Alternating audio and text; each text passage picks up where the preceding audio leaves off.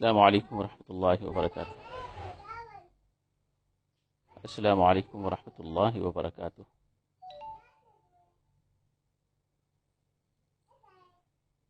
السلام علیکم۔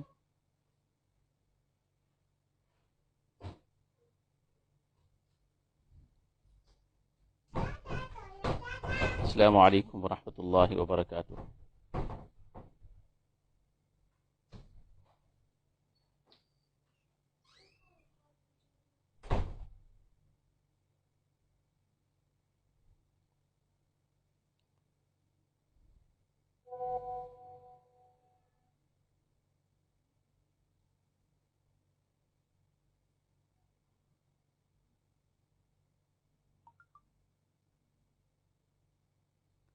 السلام علیکم ورحمۃ اللہ وبرکاتہ۔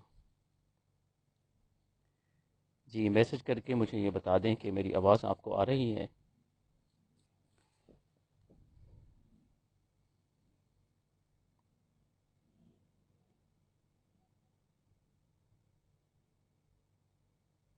اچھا ماشاء اللہ۔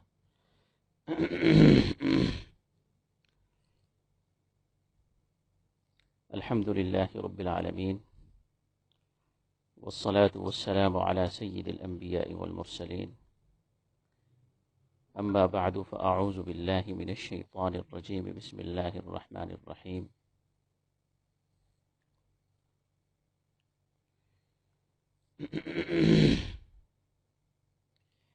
انما یخشى اللہ من عباده العلماء،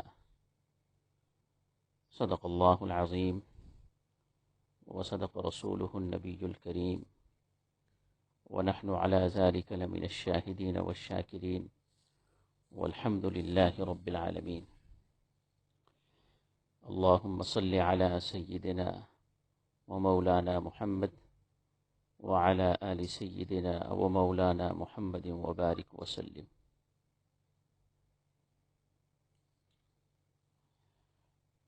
عزیزان گرامی اور نہایت ہی قابل احترام پیر طریقت، رہبر شریعت حضرت مولانا ایاز احمد نقشبندی قادری دامت برکاتہم عالیہ، ان کی محبت اور اخلاص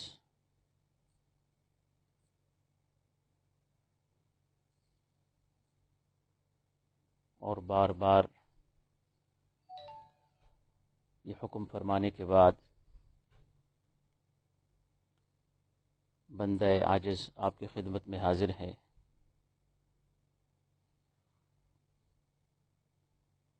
سچی بات تو یہ ہے، میں اپنے آپ کو اس قابل نہیں سمجھتا کہ میں آپ حضرات کے سامنے کو واعظ و نصیحت کروں، کیونکہ میں خود اپنے آپ کو طالب العلم سمجھتا ہوں، اور خود مجھے اپنی اصلاح کی ضرورت ہر وقت رہتی ہے،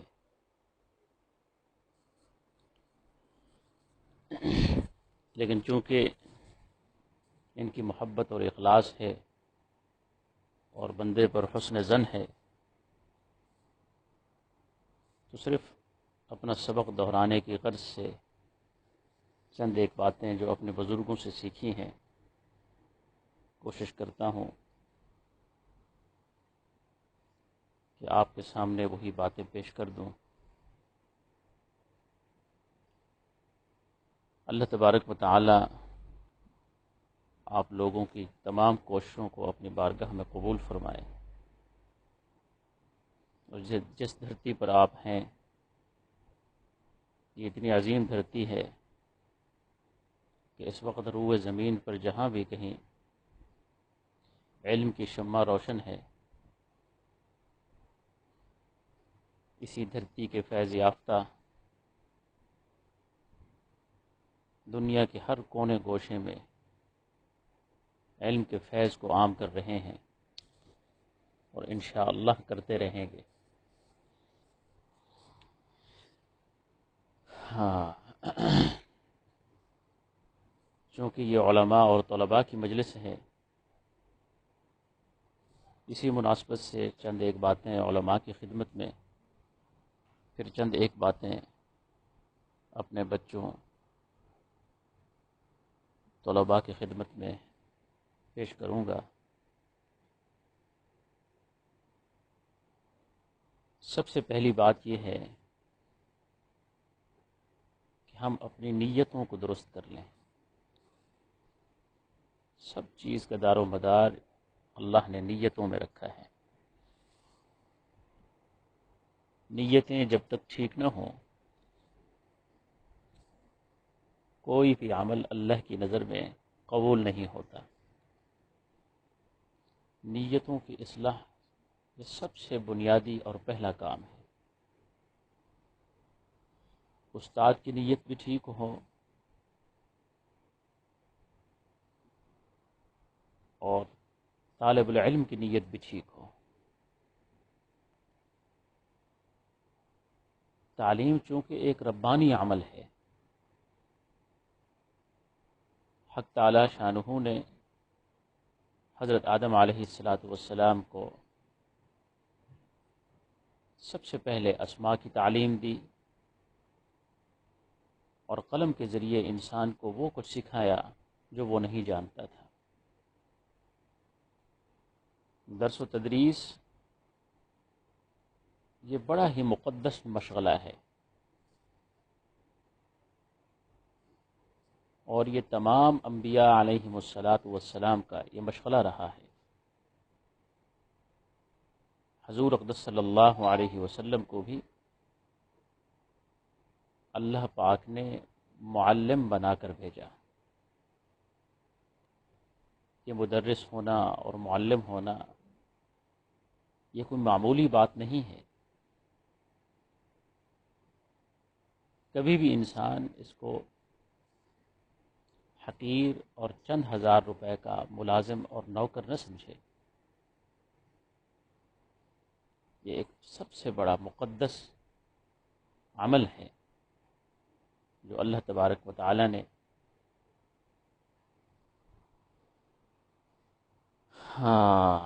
حضور اقدس صلی اللہ علیہ وسلم کی برکت سے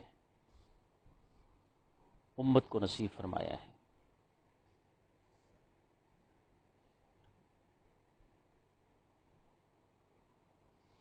چونکہ علماء یہ نائبین رسول اللہ صلی اللہ علیہ وسلم ہیں، یہ انبیاء کے وارث ہیں، تو وہ تمام تر ذمہ داریاں بوجہ نائب ہونے کے علماء پر بھی آتی ہیں۔ مقرر کردہ نصاب کو پڑھانا کافی نہیں ہوتا، اخلاقیات کا نمونہ بھی پیش کرنا ضروری ہے۔ اس لیے ایسے بدلتے معاشرے میں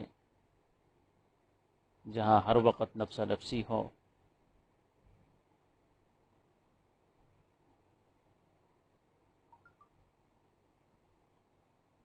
تو وہاں اساتذہ کی ذمہ داریاں کئی گنا بڑھ جاتی ہیں۔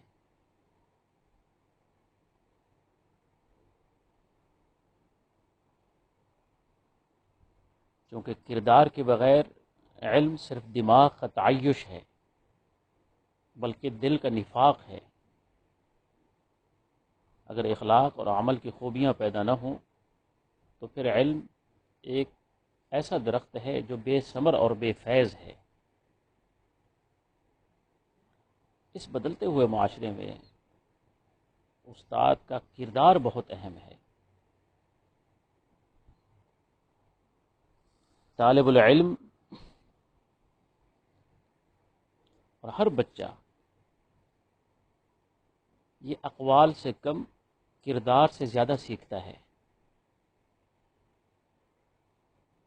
اللہ تبارک و تعالی نے قرآن پاک میں انسان کی بدلتی ہوئی نفسیات پر ایک ایسی جامع ترین آیت بیان فرمائی جو انسان کی 50-60 سالہ زندگی کا احاطہ کر لیتی ہے۔ اس آیت کے اندر اللہ تبارک و تعالیٰ نے انسان کی اس بدلتی نفسیات کو بیان فرمایا ہے کہ پہلے مرحلے میں انسان کی نفسیات کیا ہوتی ہیں، دوسرے مرحلے میں کیا ہوتی ہیں، تیسرے مرحلے میں کیا ہوتی ہیں۔ نفسیات کو بیان کرنے کا مقصد یہ ہے تاکہ ہم اس کے مطابق اس کا علاج کر سکیں۔ جب تک انسان کسی کی نفسیات کو نہ جانتا ہو، اس وقت تک اس معاشرے کی اصلاح نہیں ہو سکتی۔ اس فرد کی، اس قوم کی نفسیات کا جاننا بہت ضروری ہوتا ہے۔ ایک قابل ڈاکٹر اس وقت تک آپ کے علاج کے لیے نسخہ نہیں لکھتا جب تک وہ اس بیماری کو مختلف ٹیسٹ کرانے کے بعد یہ یقین نہ کر لے کہ اس کو یہ بیماری ہے کون سی۔ آپ کو سر درد ہوا ہے، صرف سر درد کی گولی کافی نہیں کہ کیوں ہو رہا ہے۔ قابل ڈاکٹر وہ اس تہ تک پہنچنے کی کوشش کرتا ہے کہ یہ کیوں ہو رہا ہے، پھر اس کے بعد وہ علاج لکھتا ہے۔ پیٹ درد ہو رہا ہے، کوئی آدمی ایسے عطائی ڈاکٹر گولی لکھ کر دے دے، لیکن قابل ڈاکٹر پہلے ٹیسٹ کراتا ہے، پہلے وہ بیماری کو جانتا ہے کہ وہ بیماری ہے کہاں، اس کی بنیاد کہاں ہے۔ بالکل اسی طرح انسان کی نفسیات جب تک ہمیں معلوم نہ ہو، اس بچے کی نفسیات معلوم نہ ہو، اس وقت تک کوئی بھی ہمارا عمل اس کی اصلاح کا ذریعہ نہیں بن سکتا۔ تو اللہ تبارک و تعالیٰ نے انسان کی نفسیات کو بیان فرمایا کہ پہلے مرحلے میں اس کی نفسیات کیا ہوتی ہیں تاکہ ہم اس انداز سے اسے ڈیل کر سکیں، دوسرے مرحلے میں اس کی نفسیات کیا ہوتی ہیں تاکہ ہم اس انداز سے اسے ڈیل کر سکیں، تیسرے مرحلے میں اس کی نفسیات کیا ہوتی ہیں، چوتھے مرحلے میں کیا ہوتی ہیں۔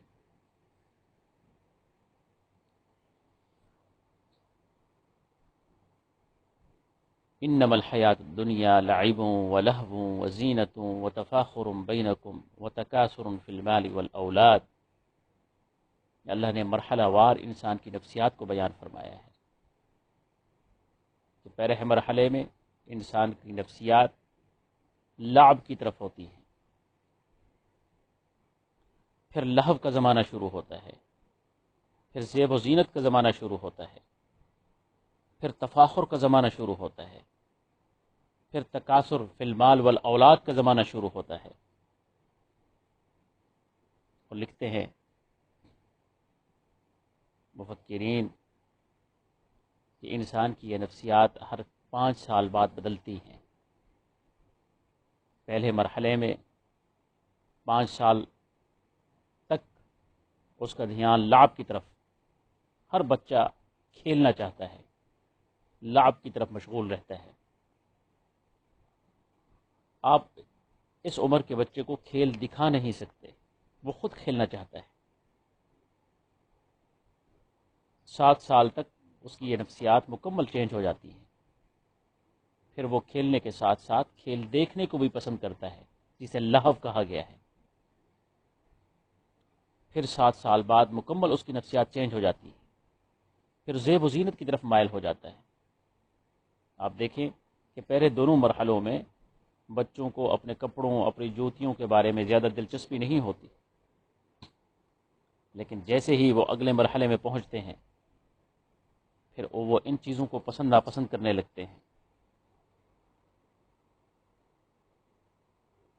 آہستہ آہستہ ان کی نفسیات زیب و زینت کی طرف مائل ہو جاتی ہے۔ اب وہ ضد کرتا ہے کہ مجھے فلاں جوتا چاہیے، فلاں کپڑے چاہیے، بناؤ سنگھار، کنگا کرنا، خوشبو لگانا، یہ پھر 14 سال کے بعد شروع ہو جاتا ہے۔ لیکن جب وہ 21 سال میں پہنچتا ہے پھر اس کی نفسیات یکسر تبدیل ہو جاتی ہے۔ یہ تفاخر کا زمانہ ہے۔ پھر اسے اپنی قومیت کی وجہ سے، اپنی زبان پر، یہ تفاخر 21 سال کے بعد شروع ہوتا ہے۔ 21 سال سے پہلے پہلے اس کی دوستیاں غریبوں میں بھی ہوں گی، اپنے نوکر کے بچوں کے ساتھ بھی ہوتی ہیں، لیکن 21 سال کے بعد اسے سٹیٹس کا فرق پتہ چلتا ہے کہ میں کون ہوں اور یہ کون ہے۔ دوستیاں بدل جاتی ہیں۔ اگر وہ کسی اعلیٰ خاندان کا ہے تو فوراً 21 سال کے بعد اس میں تفاخر آنا شروع ہو جاتا ہے۔ پھر اس کے بعد مرحلہ آتا ہے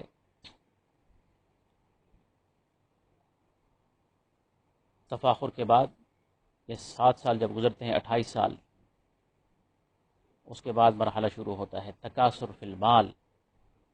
یہاں اسے مال کو جمع کرنے کی حرص پڑ جاتی ہے۔ یہ نوکری کرنے کا زمانہ ہے۔ عمومی طور پر یا اس سٹیج پر پہنچ کر انسان نوکری میں چلے جاتا ہے، تعلیم اس کی پوری ہو جاتی ہے، نوکری کی تلاش میں، پھر پیسہ جمع کرنے کا شوق پیدا ہو جاتا ہے، پھر اس کے بعد شادی ہو جاتی ہے، المال والاولاد، پھر اولاد۔ یہ نفسیات بدلتی ہیں، انسان کی سوچیں بدل جاتی ہیں، نظریات بدل جاتے ہیں، کیفیتیں بدل جاتی ہیں، اور سب سے بڑھ کر انسان کی وہ آئیڈیل شخصیات بھی بدل جاتی ہیں۔ پہلے مرحلے میں اس کی آئیڈیل ماں تھی، دوسرے مرحلے میں آئیڈیل اس کا باپ ہوتا ہے، تیسرے مرحلے میں نہ وہ ماں کی سنتا ہے نہ وہ باپ کی سنتا ہے، وہ اپنی آئیڈیل شخصیت باہر تلاش کرتا ہے۔ باہر سے مراد یہ ہے اب اسے آئیڈیل شخصیت جو اسے بنانا ہے، یا وہ استاد بنے گا، ماں بھی پیچھے رہ گئی، باپ بھی پیچھے رہ گیا، اب یہاں استاد کا امتحان شروع ہوتا ہے کہ جو نمونہ وہ اپنے اس شاگرد کے سامنے پیش کرے گا وہی اس کے دل و دماغ میں نقش ہوگا، وہی اس کی فطرت بنے گی۔ اسے ٹین ایج کا زمانہ کہتے ہیں، اور یہ سب سے خطرناک زمانہ اس اعتبار سے ہے کہ اس زمانے میں فطرتیں بنتی ہیں۔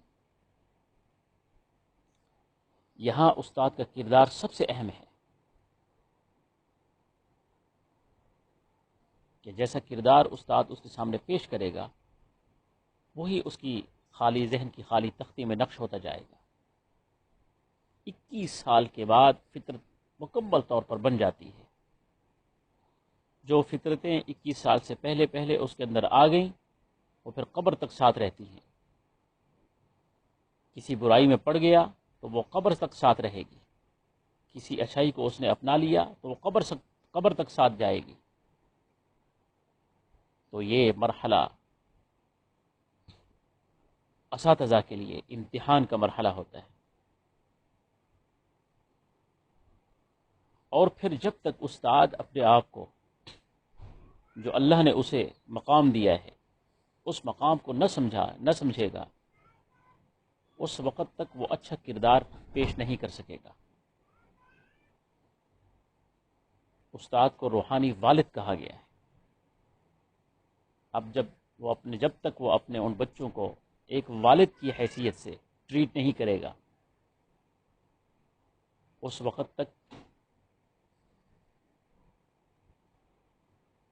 وہ اچھے کردار کو نہیں اپنائے گا۔ پھر ایک اور بات بھی ذہن میں رہے، اللہ نے ایک قانون بنایا ہے، اور قانون سب سے سخت اور سب سے زیادہ مضبوط قانون ہے۔ اللہ نے اپنی اس سنت کو کبھی بھی تبدیل نہیں کرتے، اللہ کی وہ سنتیں تبدیل نہیں ہوتی۔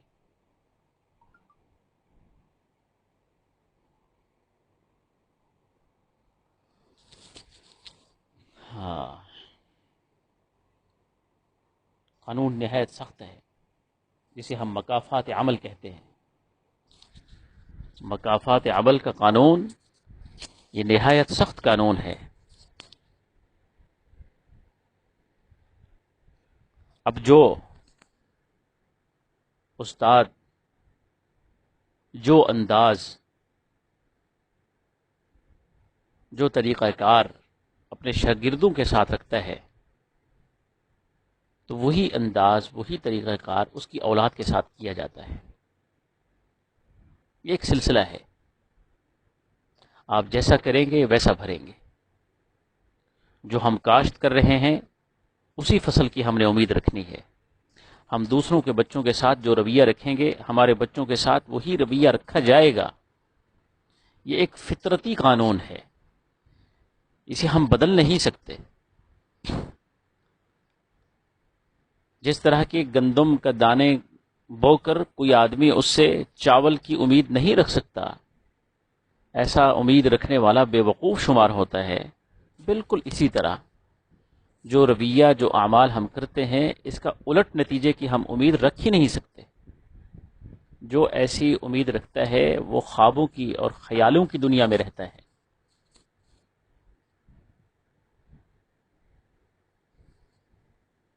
تو جو رویہ ہم رکھیں گے دوسروں کے بچوں کے ساتھ، یہ امانتیں ہیں۔ لوگوں نے اپنے جگر کے گوشوں کو ہمارے حوالے کر دیا ہے۔ یہ اولاد جگر کا ٹکڑا ہوتی ہے۔ کون کسی کو اپنے جگر کا گوشہ لا کر دے دیتا ہے؟ یہ تو اتنی قیمتی سرمایہ ہے کہ انسان سب کچھ قربان کر دیتا ہے، اپنی جوانیوں کو قربان کرتا ہے، اپنی خواہشات کو قربان کرتا ہے، یہاں تک کہ اپنی جان بھی آ جائے اسے بھی قربان کر دیتا ہے اولاد کو بچانے کی خاطر، ڈھال بن جاتا ہے۔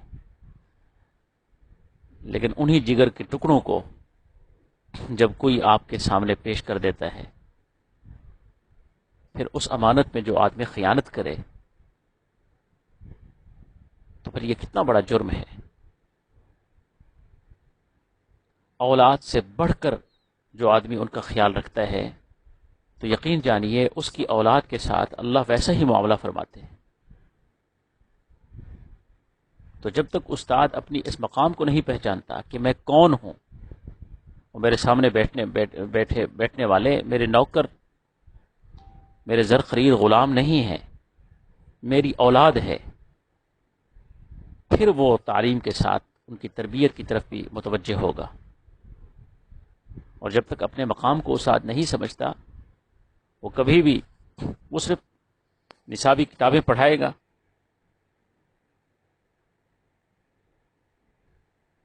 پھر آگے چل پڑے گا۔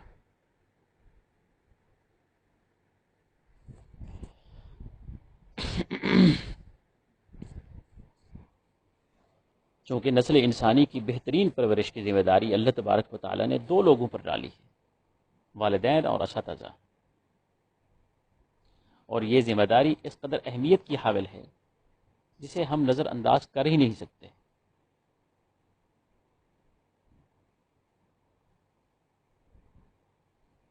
لیکن دیکھیں ہمارے معاشرے کا ایک بہت بڑا المیہ یہ ہے کہ جس پر اتنی بڑی ذمہ داری ڈالی گئی ہے، ان کی تربیت کی ذمہ داری جن کندھوں پر ڈالی گئی ہے، آج اس معاشرے میں کوئی آدمی بھی اس ذمہ داری کو اٹھانے کے لیے تیار نہیں ہے۔ الحمدللہ ہمارے دینی مدارس میں تو ہم بہت کم ایسا ہے کہ جو نہ چاہتے ہوئے مدرس بنا ہو، الحمدللہ۔ لیکن دوسری لائن میں جو لوگ دنیاوی تعلیم کو اختیار کرتے ہیں، دنیاوی تعلیم پڑھتے ہیں، ان میں 98% لوگ ٹیچر نہیں بننا چاہتے۔ کوئی ڈاکٹر بننا چاہتا ہے، کوئی انجینئر بننا چاہتا ہے۔ جب ان کی ساری کوششیں ناکام ہو جاتی ہیں تو پھر وہ تنگ آ کر وہ لوگ ٹیچر بنتے ہیں، ٹوٹے ہوئے دل کے ساتھ وہ اپنا کام کرتے ہیں، پھر ویسے ہی نتائج کہ حامل ان کے طالب العلم ہوتے ہیں، جیسی روح ویسے فرشتے۔ لیکن یہاں ہمارے دینی مدارس میں الحمدللہ یہ پیشہ شوق سے اختیار کیا جاتا ہے، لیکن اس میں ایک قباحت ہے، اس میں بھی پائی جاتی ہے، کیونکہ ہمارے ہاں تنخواہیں بہت کم ہوتی ہیں،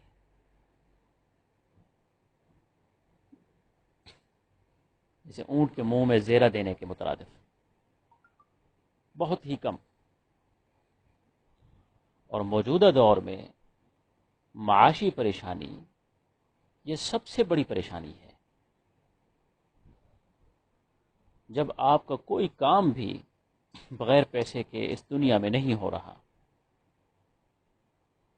اچھی صحت وہ پیسے کے ساتھ جڑی ہوئی ہے، اچھی تعلیم پیسے کے ساتھ جڑی ہوئی ہے، اس سے بڑھ کر معاشرے میں مقام اس کو بھی ہم نے پیسے کے ساتھ جوڑ دیا ہے۔ اس سے بھی اگر گہرائی میں چلے جائیں، خونی رشتوں میں بھی قدر کی پہچان ہم نے پیسہ رکھ دیا ہے، غریب بھائی کو بھی کوئی نہیں پوچھتا۔ تو اتنی ہم نے اس کی اہمیت بڑھا دی ہے، اور دوسری طرف ہمارے مدارس میں بہت کم تنخواہیں دی جاتی ہیں، اس کے بھی بچے ہیں، اس نے بھی اسی معاشرے میں رہنا ہے جہاں ایک دوڑ لگی ہوئی ہے، تو ذہنی طور پر ہمارا وہ مدرس پریشان ہوتا ہے، اگرچہ وہ پریشانی کا اظہار نہیں کرتا، کبھی احتجاج نہیں کرتا، کبھی جلوس نہیں نکالتا، لیکن بہرحال ایک پریشانی اس کے دل کے اندر ضرور رہتی ہے۔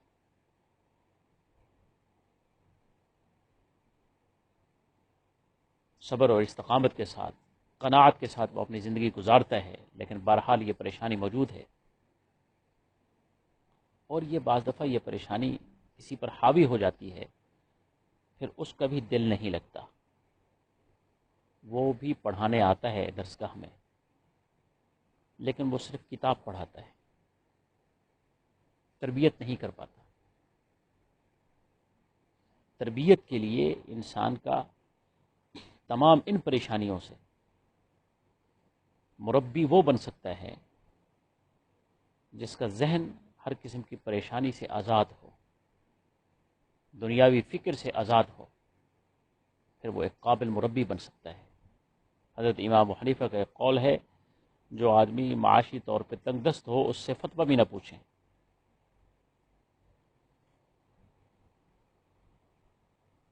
تو اس کے لیے ضروری ہے کہ ہمارے جو مدارس کے نگران ہیں وہ ان کو آسودہ حال کرے، ان کی جو ماہانہ وظائف ہیں ان میں زیادہ سے زیادہ کوشش کی جائے، تاکہ ان کا گزر بسر جو ہے ان میں سہولت ہو جائے، اس طرف وہ مطمئن ہو جائیں، پھر وہ ایک بہترین تربیت کر سکتے ہیں۔ لیکن ایک پریشان آدمی جس نے ابھی یہاں پڑھانا ہے، پھر جا کے اس نے ٹیوشن پڑھانا ہے، پھر تیسری جگہ جا کے اس نے نمازیں پڑھانی ہے، چوتھی جگہ اس نے جمعہ پڑھانا ہے، وہ سارا دن اسی فکر میں گھومتا پھرتا رہتا ہے۔ الحمدللہ مجھے اس بات پر فخر ہے کہ ہمارے مدرسے میں ہم نے اپنے علاقے کے تمام مدارس سے سب سے زیادہ ہم تنخواہیں دے رہے ہیں، اور حالیہ لاک ڈاؤن کے دنوں میں جہاں مدارس نے اپنی تنخواہیں روک دی تھیں، ہم نے وہ ساری تنخواہیں ان کے گھروں میں جا کے پہنچائی ہیں۔ اس کے باوجود بھی ہم ہر وقت فکر مند رہتے ہیں کہ ہم تنخواہیں کم دے رہے ہیں۔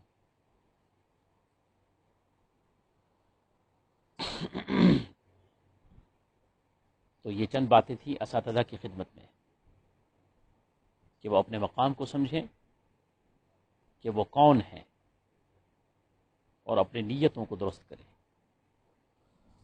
اور اسی کے آگے چند باتیں طلباء کی خدمت میں۔ سب سے پہلی بات تو وہی ہے کہ نیتوں کی اصلاح ہو۔ طلباء کو ہم سب سے پہلے جو چیز پڑھاتے ہیں، یہ 3 چیزیں کہی جاتی ہیں کہ ضروری ہیں: علم کی تعریف، علم کا علم کی غرض و غایت، علم کا موضوع، کہ وہ اپنی نیت کے ساتھ اپنے مقصد کو پہچانے کہ میں یہ تعلیم کیوں حاصل کر رہا ہوں. کیا والدین کی دباؤ کی وجہ سے یا اپنے شوق سے؟ جب تک یہ مقصد واضح نہ ہو وہ طالب علم بھی نہیں پڑھ سکتا. اپنے مقصد کو واضح کریں اور اپنے اساتذہ آپ کو بتائیں کہ آپ یہ تعلیم کس مقصد کے لیے حاصل کر رہے ہیں. کیا معاش کے لیے حاصل کر رہے ہیں؟ کیا کسی خطیب بننے کے لیے حاصل کر رہے ہیں؟ مدرس بننے کے لیے حاصل کر رہے ہیں؟ مفتی بننے کے لیے حاصل کر رہے ہیں؟ کس مقصد کے لیے آپ یہ تعلیم حاصل کر رہے ہیں؟ اس مقصد کے بعد پھر اگلا قدم پھر بعد میں اٹھائیں، پہلے مقصد کو سمجھیں. پھر دوسری بات،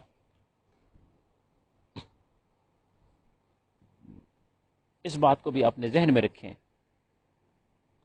کہ اللہ کے ہاں قبولیت شرط ہے، قابلیت شرط نہیں ہے. یہ عین ممکن ہے کوئی قابل اللہ اسے قبول فرما لے، قابل بھی ہو اور قبول بھی ہو جائے، لیکن یہ ضروری نہیں ہے کہ ہر قابل قبول ہو جائے. ہم نے اپنی زندگیوں میں بہت سارے ایسے قابل دیکھے ہیں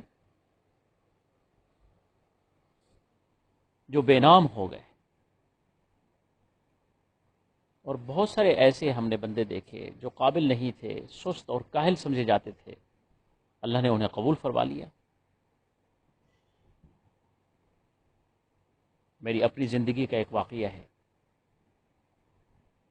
میں نے پہلے بھی ایک کلپ بھیجا ہے، اپنی تقریر کا ایک کلپ میں نے چھوٹا سا بھیجا پہلے، قابلیت اور قبولیت کے عنوان سے، کہ میری اپنی کلاس میں جب میں اولیٰ میں ہم داخل ہوئے 10 طالب العلم تھے، اور ان 10 طالب العلموں میں ایک بچہ ایسا بھی تھا جو سعودی عرب سے پڑھنے آیا تھا، اور چونکہ عربی اس کی مادری زبان تھی، ہمارا یہ عربی کا پہلا سال تھا جسے ہم اولیٰ کہتے ہیں، صرف نحو کا سال تھا، تو چونکہ عربی اس کی مادری زبان تھی، وہ ذہین بھی بلا کا تھا، وہ ہمارے ساتھ سبق میں شریک ہوتا، پھر دوسرے دن مصحف سنانے کے لیے شریک ہوتا. درمیان میں کبھی بھی ہم نے اسے اپنے ساتھ پڑھتے ہوئے نہیں دیکھا، لیکن پھر بھی وہ فر سناتا تھا. ایسا قابل اور ذہین. مجھے یاد ہے چھٹیوں میں درخواستیں لکھی جاتی ہیں، جمعرات کو جب ہم چھٹی پر جاتے تھے تو بڑی کلاس کے طلباء بھی اسی سے درخواست لکھوایا کرتے تھے عربی میں. اريد ان اذهب الى البيت، 2-3 جملے مجھے یاد ہیں، ونرجع یوم الجمعہ قبل صلاۃ العشاء، صلاۃ المغرب. تو یہ وہ جملے، یہ ساری ترتیب وہ بنا کر دیا کرتا تھا بڑی کلاس والوں کو بھی. اور اسی کلاس میں میرا ایک ایسا ساتھی بھی تھا جس نے وہ صرف نحو کی وہ گردان 14 صیغے 18 دنوں تک وہ یاد کرتا رہا، رٹے لگاتا رہا. ضرب ضربا ضربو ضربت ضربتا ضربنا ضرب ضربا ضربو ضربت ضربتا ضربنا ضربت ضربتما، 18 دن تک وہ ایک گردان کو یاد کرتا رہا. لیکن اب نتیجے کے اعتبار سے اب ذہن یہ مانتا ہے کہ وہ قابل اس وقت جید مفتی ہوتا، بہت بڑا خطیب ہوتا، کسی بہت بڑے مدرسے کا قابل مدرس ہوتا، یا اس نے بہت بڑا مدرسہ بنا لیا ہوتا.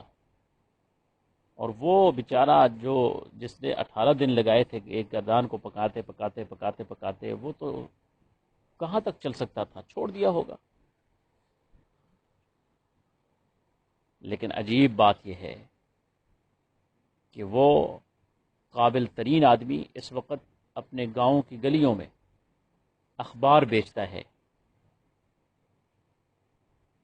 اور انتہائی قسم پرسی اور غربت کی زندگی بسر کر رہا ہے.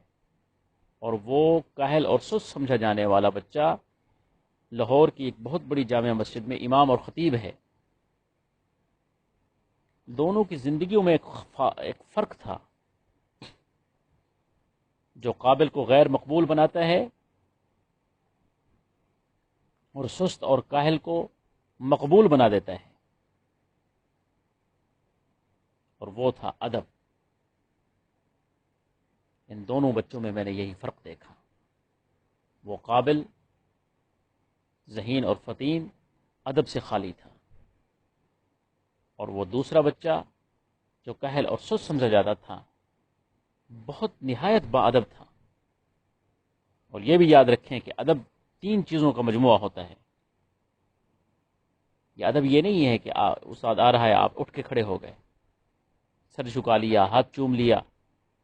یہ 3 چیزوں کا مجموعہ ہے، اور کوئی ایک چیز بھی اس میں کم ہو تو وہ ادب، آپ با ادب نہیں ہیں۔ اپنی ظاہری حالت سے آپ لوگوں کو اپنا با ادب ہونا دکھا سکتے ہیں، لیکن حقیقت میں آپ با ادب نہیں ہیں۔ نمبر 1 اطاعت، نمبر 2 خدمت، نمبر 3 عقیدت۔ ان 3 چیزوں کے مجموعے کو ادب کہتے ہیں۔ اطاعت بھی ہو، استاد کی خدمت بھی ہو، اور یہ 2 چیزیں بوجہ محبت اور عقیدت کی ہوں۔ بس ایسے دکھاوے کے لیے نہ ہوں، دل میں حقیقت میں محبت ہو استاد کی، اسی وجہ سے خدمت کرے، اسی وجہ سے وہ اس کے حکموں کی اطاعت کرے۔ جب یہ 3 چیزیں مل جاتی ہیں تو یہ ادب بنتا ہے۔ اب جس بچے کے اندر یہ ادب آ جائے تو سمجھیں اللہ نے اسے قبول کر لیا ہے۔ وہ کاہل ہے، سست ہے، کند ذہن سمجھا جاتا ہے، لیکن آپ دیکھیں گے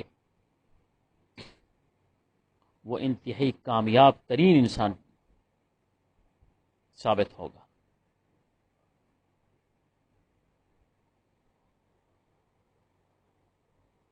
اس لیے بچوں کے اندر جب تک ادب نہ ہو اس وقت تک کامیابی ممکن نہیں ہے۔ اور پھر اس کے بعد اچھی صحبت۔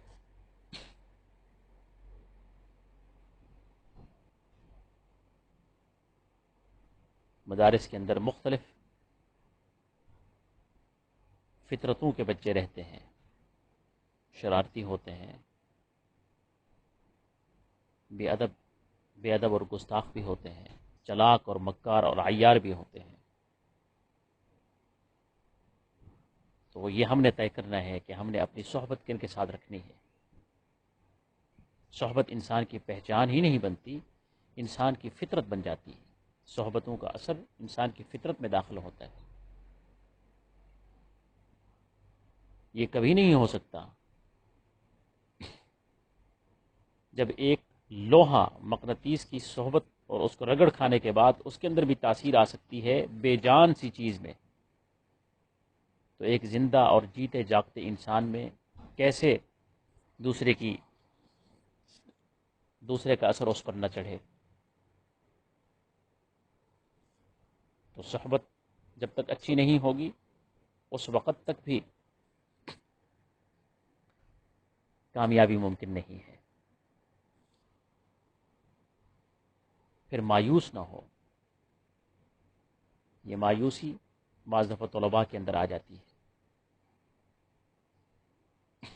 اساتذہ بھی دھیان کریں اور طلباء بھی دھیان کریں، نمبروں کی دوڑ میں نہ پڑیں۔ کردار سازی یہ سب سے اہم چیز ہے۔ اللہ تبارک و تعالی ہم سب کو ان باتوں پر عمل کرنے کی توفیق عطا فرمائے۔ اللہ اپنی رضا والی زندگی نصیب فرمائے۔ یہ چند ٹوٹے پوٹے الفاظ تھے جو میں نے اپنے اساتذہ سے سیکھے، چونکہ میں واعظ اور خطیب نہیں ہوں، بس ایک علماء کی مجلس میں نے اپنا سبق سنایا ہے، دعا کریں مجھے بھی اللہ تبارک و تعالی اپنی رضا والی زندگی نصیب فرمائے، اور آپ کو بھی۔ آپ تو بہرحال ہیں ہی ایسی جگہوں پر بیٹھے ہیں جو قابل رشک ہیں، اور آپ کی محنتیں اور جو محنت حضرت مولانا ایاز سے فرما رہے ہیں، یہ واقعتاً ایسا ہے کہ مجھے ان پر رشک آتا ہے۔ ان کی دینی خدمات کو دیکھ کر میں اپنے علماء کی مجلس میں، اپنے طلباء کی مجلس میں بطور مثال پیش کرتا ہوں، اور انہوں نے جو کتابچے اور جو تربیتی جو انہوں نے نظام بنایا ہوا ہے، میں نے باقاعدہ وہ چھپوا کر اپنے مدرسے کے اندر لگا دیا ہے، اور میں نے اپنے حلقے کے اندر وہ تقسیم کیا ہے کہ اس طریقے سے پر بھی لوگ کام کر رہے ہیں۔ آپ لوگوں کے کام قابل رشک ہیں، دعا کریں اللہ تبارک و تعالی ہمیں بھی ایسے کام کرنے کی توفیق عطا فرما دے، آپ لوگوں کی حفاظت فرمائے، دشمن کی نظر بد سے، حسد سے، کینے سے، بغض سے محفوظ رکھے۔ حسد کی بہت بیماری ہمارے معاشروں کے اندر، خصوصاً دینی طبقے کے اندر بہت پائی جاتی ہے، حسد کا شکار ہو جاتے ہیں۔ یہ بہت ہی گندی فطرت ہے،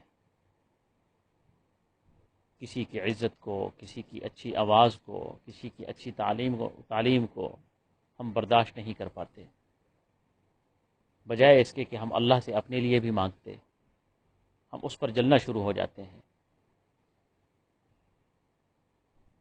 جو خود اصلاح کرنے والے تھے، آج وہ انہی کے اندر بھی یہ بات آ گئی ہے، بڑی افسوسناک بات ہے۔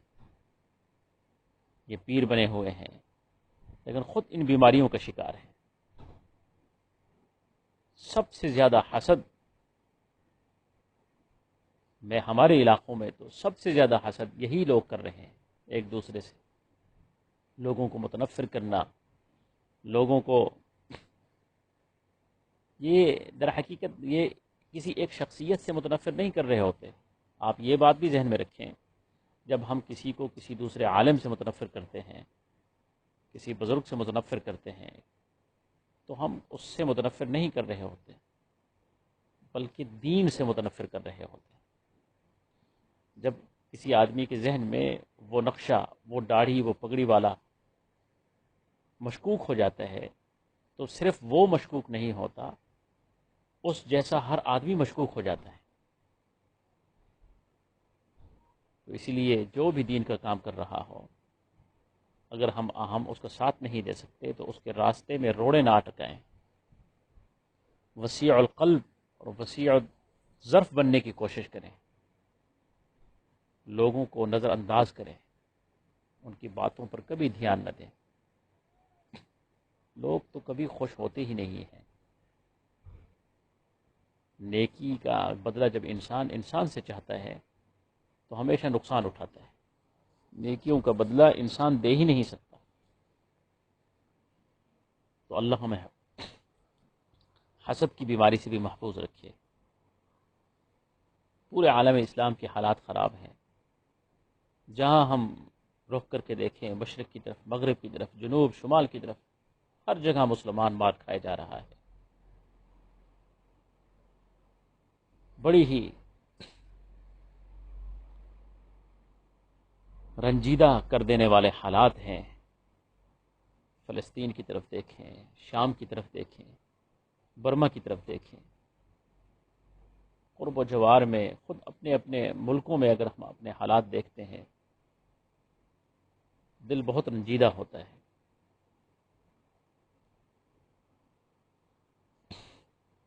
یہ سب ہمارے اعمال ہیں، ہمارے اعمال کی شامت ہے۔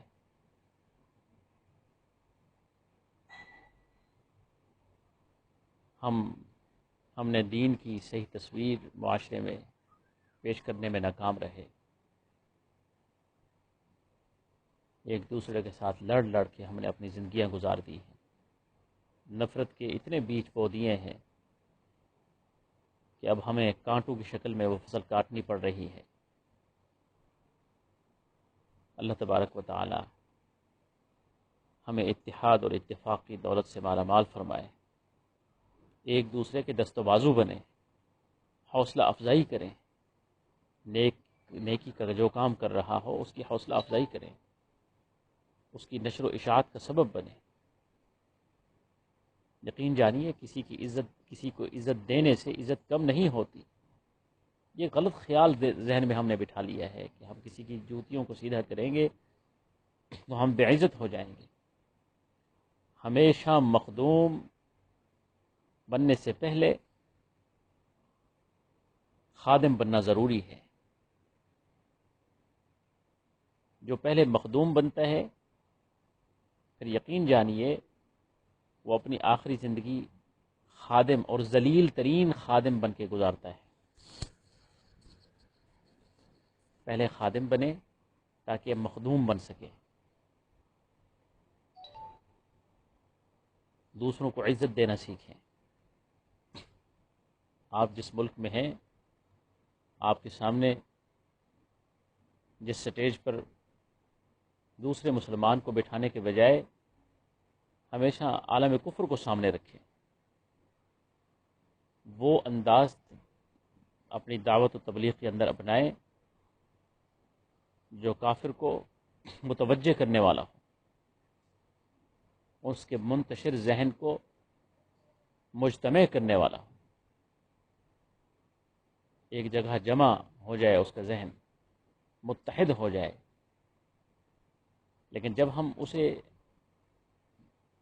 انتشار سے بھاگنے والوں کو بھی ہمارے ہاں انتشار نظر آتا ہے تو پھر وہ کبھی بھی ہماری طرف متوجہ نہیں ہوتے۔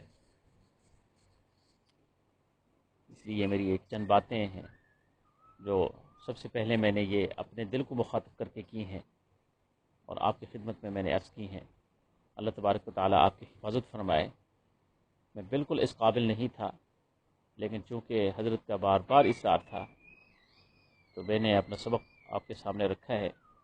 طلباء سے بھی یہی امید ہے کہ وہ میری ان معروضات کو